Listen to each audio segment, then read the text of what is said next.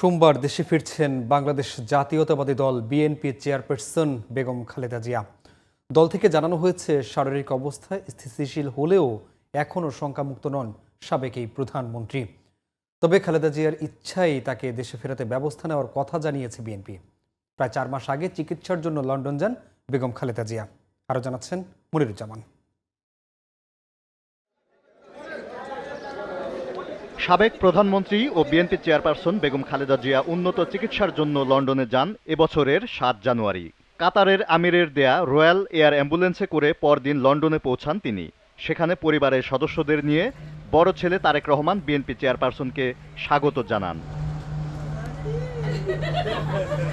Airport থেকে খালেদা জিয়াকে নিয়ে যাওয়া হয় যুক্তরাজ্যের দ্য লন্ডন ক্লিনিকে। হাসপাতালে 17 দিন চিকিৎসা শেষে 25 জানুয়ারি বেগম খালেদা জিয়াকে নেওয়া হয় বড় ছেলে তারেক রহমানের বাসায়। সেখানে চিকিৎসকের পরামর্শে বিভিন্ন পরীক্ষা নিরীক্ষা সহ চিকিৎসা চলে। লন্ডনে প্রায় 4 মাস চিকিৎসা শেষে সোমবার বিএনপি চেয়ারপারসনের দেশে ফেরার কথা রয়েছে। খালেদা জিয়ার সাথে 2 পুত্রবধূ ডাক্তার জোবায়দা রহমান ও শামিলা রহমান তার সঙ্গে দেশে ফিরবেন বলে দল থেকে জানানো হয়েছে।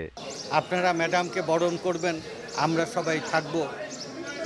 আপনাদের আমাদের সবারই কাঙ্ক্ষিত বাংলাদেশের নেত্রী এখন, যাকে কেন্দ্র করে সবাই আস্থা পোষণ করছে।